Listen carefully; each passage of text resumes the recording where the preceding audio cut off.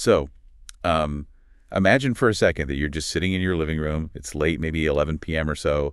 The house is dead quiet, and you're just reading a book. Just totally relax. Right, Yeah. exactly. And suddenly your dog, who has been fast asleep on the rug, totally out of it, just shoots up. Oh, I know that exact moment. Ears perked, body rigid, just staring intensely at the front door. Mm. And then he lets out this really low vibrating growl. Yeah, the hair on the back of your neck just stands up immediately when that happens. It really does. Yeah. But here's the thing. To you, it's just silence. Maybe a little wind outside, but that's it. Yeah. To another dog, though, that growl is high-fidelity communication. Right. It's distinct data. Exactly. It's a warning or a greeting or a signal that something is happening in the neighborhood that you are just physically incapable of registering. That is honestly the perfect analogy to launch this deep dive today, because to you, the human, the dog's reaction is just noise or confusion. But if you were operating on that dog frequency, it would be a complete sentence. And that brings us to the stack of sources we are unpacking today. We're looking at this really fascinating, technically dense manual that tackles a massive question. If there is a God, why does it seem like he is giving us the silent treatment? Yeah, the classic divine silence problem. And the core premise of these texts is actually pretty provocative. The author argues that the silence isn't on the transmitter's end at all. It's on the receiver's end. Meaning us. Right. Us. The argument here is that the divine broadcast is constant, like a radio station that never goes off the air. It is broadcasting 24/7.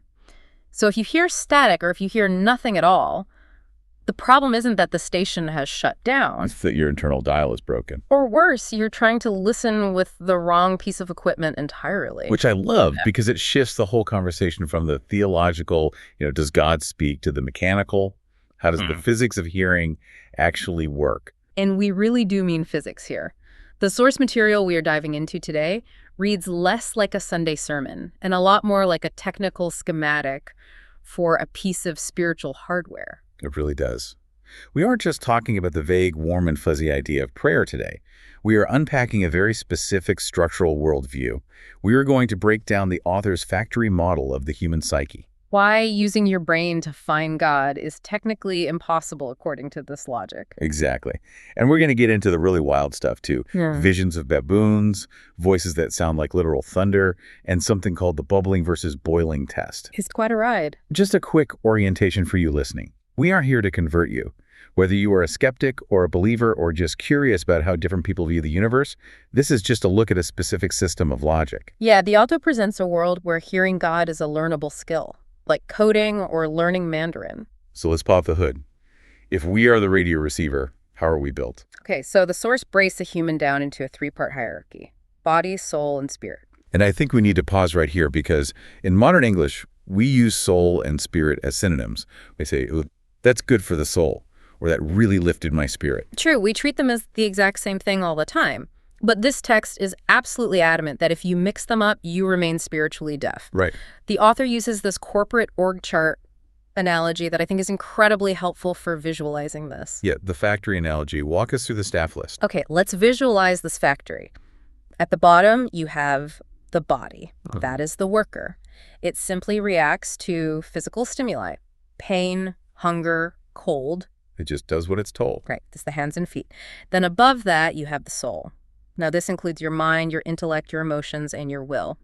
In this model, the soul is the supervisor. And the supervisor's job is to manage the worker. Correct. The supervisor says, hey, we're hungry, go get food. And the body moves. But then above that, there is the spirit. The spirit is the manager. The big boss. Well, the author argues that in a fully functioning human, the spirit, the manager, hears from the CEO, which is God, and tells the soul what to do, who then commands the body. But the problem, according to the text, is that we basically have a dysfunctional workplace. It is a full-blown coup.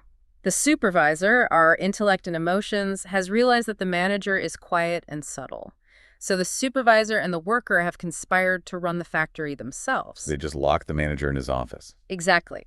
The text argues that most people try to hear God with their soul, their logical brain, or their emotional highs and lows. And this is the crux of the argument right here. Yeah. The source is very blunt about this. You cannot hear God with your brain. It's a total hardware mismatch.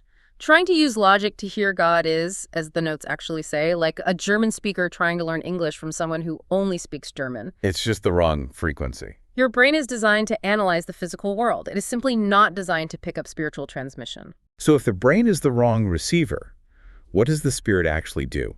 Because if it's not thinking, what is it? The text defines the spirit as having 3 specific functions that the mind doesn't possess at all. First is intuition. This is direct knowledge without reasoning. You just know something is true, but you can't show the math. We've all felt that. That gut feeling that saves you from a bad decision or tells you to call a friend you haven't spoken to in years. Exactly. It completely bypasses the logic circuits. Second is conscience. The author describes this as an internal weather system or an alarm. Like a smoke detector. Yeah, it signals when you are wrong, even if your logic and your friends are telling you that you're right. And third is communion, the faculty designed specifically for worship and connection. Okay, so we have the hardware sorted. We know we need to bypass the supervisor, the brain, and activate the manager, the spirit. But how do you actually turn the machine on? Right. The source gives a very specific key. And honestly, when I first read it, it sounded like a cliche greeting card until I dug into the technical why. The key is love. It does sound a bit soft, doesn't it? Just love more. But the author treats love like a literal circuit board connection. The text argues that love is the singular fruit of the spirit. All those other virtues we hear about, patience, kindness, self-control, they are just flavors of love. So it's not just about being a nice person. No, it is about conductivity. Here's the insight that really struck me. Anger, anxiety, bitterness, unforgiveness. These aren't just sins in this worldview. They are static interference. They are signal jammers. They're signal jammers. That is such a powerful reframe. So if you are anxious about a meeting or you're just seizing because your spouse forgot to do the dishes, the source says your spiritual Wi-Fi is effectively down. Precisely. The text says walking in the spirit equals walking in love. If you step out of love into fear or bitterness, you've stepped out of the only frequency where the signal actually exists. It's like trying to watch a streaming video, but you've unplugged the router because you are mad at the internet service provider. Yeah. You can stare at the screen all you want, the data cannot flow. It really makes sense of why forgiveness is so heavily emphasized in these texts. It's not just a favor for the other person, it's to clear your own reception. Right, it clears the static. Mm. Okay, let's assume we are tuned in. We're operating in love. We've told the supervisor to shut up for a minute. Now we need to talk about the signal itself. The broadcast. The broadcast. The source makes a really big distinction between 2 Greek words for word, logos and rhema. And this seems absolutely critical to the author's whole thesis. It's a difference between information and power. Logos generally refers to the written document, the Bible, the concepts, the logic of the theology. The source compares logos to a signpost pointing to London. I really like that analogy. You can climb up and sit on the signpost and shout, "Hey, I'm in London." But you aren't. You're just sitting on a piece of metal that describes London. Right. Logos is the map. Rhema, on the other hand, is the spoken, specific word for the exact moment. It is the voice. The text argues that logos brings light and understanding, which is good. You need the map so you don't get lost. But rhema releases power. There is a pretty wild story from the book of Acts that the author uses to prove this distinction. The sons of Sceva. Oh, this is a classic. So you have these 7 brothers, the sons of Sceva. They are traveling exorcists, which apparently was a viable career path back then. They see the Apostle Paul casting out demons using the name of Jesus. So they think they have the formula. Exactly. They have the logos. They have the information. They know the exact words to say. They find a man possessed by an evil spirit, and they say, "We command you to come out by the Jesus that Paul preaches." They use the right password. They do. But the spirit looks at them and basically says, "Jesus I know, and Paul I know, but who are you?" That is a terrifying response. It gets much worse. The one possessed man overpowers all 7 brothers and beats them so badly they run out of the house naked and bleeding. Yikes. Talk about a bad day at the office. But the point the source drives home is that they had the manual, the logos, but they did not have the relationship or the specific voice, the rhema, for that moment. They weren't plugged in to the power source. They were trying to use someone else's login. And speaking of power sources, the text gets into some serious creation physics here. It claims that the universe wasn't built with bricks and mortar, but with sound. And God said... Right. The argument is that voice, sound energy, is the original raw material of reality. Therefore, accessing that voice via rhema is accessing the source code of the universe. It's suggested that this is superior even to things like prayer in tongues, which the author compares to a portable charger, whereas the voice is the main power grid. Exactly. So we have the receiver, the spirit, we have the signal, rhema. Now, let's talk about the screen, because a huge part of this text is about seeing, visions, imagination. And honestly, this is where a lot of rational listeners might check out, because we usually equate imagination with make-believe. We do. We tell kids to stop imagining things. Grow up. But this text argues the imagination, or dianoia in the Greek, is actually the canvas God uses to project images. It is the monitor. The hardware isn't the problem. No, the problem isn't the monitor itself. It's that our screens are dirty or they're playing the wrong movies. Reprogramming the screen. Exactly. The source says our imaginations are dulled by binge-watching TV, by scrolling social media, by secular education that demands only logic. We have burned in the wrong images. Like screen burn-in on an old plasma TV. Yes. Just as a physical eye needs photons, light, to see, the spiritual eye needs the light of the Word to function. You have to consciously clean the lens so the image can be projected clearly. And when that lens is clean, the author categorizes what you see into 3 types of visions. And I have to say, one of these examples was incredibly bizarre. You're thinking of the baboon. I am absolutely thinking of the baboon. Okay, let's break them down first. First, you have inner visions.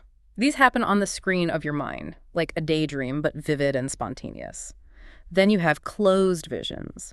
This is where the physical world disappears entirely to your perception, and you only see the spiritual. And this is where the author describes being in a church service, and suddenly the congregation vanishes, and he sees a baboon handcuffed to an elephant. Right. Now, if I saw that, I'd assume I needed to check the carbon monoxide detector in my house. Naturally.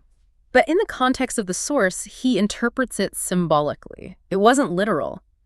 The baboon represented a specific person's surname, someone in the congregation, and the handcuffs represented a brother in prison for stealing ivory, hence the elephant. Okay, so it's like a Rebus puzzle. It is symbolic language. Yes, and that is a key takeaway. The voice often speaks in pictures that require interpretation. It's rarely a direct email. It is a riddle meant to engage your spirit. Then there's the third type, the open vision. That's where you see the spiritual and the physical simultaneously. The author claims to have seen Donald Trump standing in London before the election, superimposed over the actual street traffic. It's augmented reality, essentially. Basically, you see the cars driving by, but you also see the spiritual projection. But then the text warns about an advanced level called Mara. Mara. This is described as a Hebrew level of vision where the spiritual becomes physically tangible. It is not just seeing, it is interacting. It crosses over. Yeah, the body is affected. You might be physically exhausted, blinded like the Apostle Paul was on the road to Damascus, or even transported. The source warns this is dangerous high-voltage stuff. The human body isn't really rated for that level of exposure for long periods. It's like standing too close to a nuclear reactor. Exactly. So if visions are the high-voltage video feed, what about dreams? Because we all sleep. Is that just the screensaver? Think of dreams as system updates in safe mode. The source points out that we sleep for a third of our lives. It argues God uses this time to bypass the supervisor. That logical doubting soul we talked about earlier. Right. When your intellect is knocked out, your spirit is still awake and receptive. But dreams are so chaotic. I had a dream last week that I was being chased by a giant donut. Pretty sure that wasn't a divine prophecy. And the source fully acknowledges that. It says dreams can come from God, from the devil, or from a pepperoni pizza, literally the flesh. So how do you tell the difference? The litmus test is the feeling and the fruit. If a dream brings pure paralyzed fear with no solution, the source says that is not God. God's warnings, according to the text, might be scary, but they always offer a path to redemption or a solution. They're constructive. Yes. Nightmare chaos is usually just indigestion or anxiety processing. Now we have to address the audible voice. We hear people say, God told me, but hearing an actual sound, that feels like a psychological break to a lot of people. The source describes this as a spiritual vibration that hits natural sound waves. It captures attention instantly, usually sounds like someone you know. But here is the fascinating physics of it. Perception depends on position. The text references John chapter 12, where God speaks from heaven. Right. I remember this. Some people heard actual words. Yes. The text says the people standing there heard a voice, but others standing in the exact same spot just heard thunder. That's the radio dial analogy again. Exactly. The source argues that if you are in the spirit, you hear the articulated message. If you are in the flesh, you just hear noise, thunder. Your internal position determines your external perception. Okay, so let's say the listener's thinking, this is all fascinating, but I need a user manual. How do I actually do it? The source gives a practical protocol, calling it the Watchtower, based on Habakkuk 2.1. Right, let's break down the how-to. Step 1 is quieting the spirit and controlling the environment. You can't tune into a subtle, distant frequency in a noisy room, whether that noise is external music or internal worry. You'd have to shut the supervisor down. You do. Step 2 involves visualization, which goes back to that screen concept. The source suggests consciously placing an image of Jesus, or your concept of the divine, between you and the thing you're asking about. It's about focusing the lens. Yes. You aren't just staring into the void, you are looking through the lens of the divine. It frames the query. And then step 3, the wait. But you aren't just waiting for anything. You're looking for a specific sensation described by 2 Hebrew words, Naba versus Zid. And I think this is the most useful takeaway of the whole deep dive. I completely agree. This is the ultimate filter. Naba is the word for true prophecy or spiritual hearing. It literally means to bubble up. Think of a spring of water. It is spontaneous, it is gentle, and it comes from deep down without effort. And Zid. Zid means to boil. Boiling is active, it is aggressive, it is you cooking something up with your own heat. The text says false prophecy, or just your own anxious thoughts feel like boiling. It comes from your logic, your reasoning, your strain. So if I'm sitting there stressing, trying to force an answer, thinking, what is the logical solution? I need an answer right now. That is boiling. That is the supervisor trying to do the manager's job. That is Zid, flush it. Bubbling, Naba, is when a thought, a picture, or a word drops into your consciousness effortlessly, often completely surprising you. It interrupts your own train of thought. But how do we know we aren't just making the bubbling up? Because a surprising thought could just be a random neuron firing. That is where the final safety check comes in. The source offers 3 checks to validate the signal. 1, does it align with Scripture? The voice won't contradict the manual. 2, is it consistent with God's character? And 3, the fruit. The fruit, meaning the emotional aftertaste. Does this voice produce peace and clarity, or does it produce confusion, anxiety, and condemnation?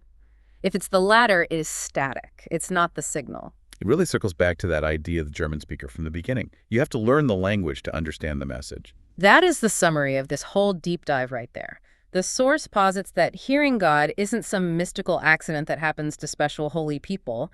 It is presented as a learnable skill. It involves tuning the spirit via love, cleaning the lens of the imagination, and learning to distinguish between the boiling of your own brain and the bubbling of the spirit. It is a fascinating critique of modern life, really. Whether you take the theology literally or metaphorically, the idea that we are simply too loud internally, too managed by our supervisors to hear anything subtle, is pretty convicting. Absolutely. We are constantly in supervisor mode, analyzing, worrying, managing. The text invites us to step back, fire the supervisor for an hour, let the manager take over, and listen to the broadcast that has been playing the whole time. It's a paradigm shift. So here's a final thought for you to chew on today. We've talked about the mechanics of tuning in, but think about the physics of sound again.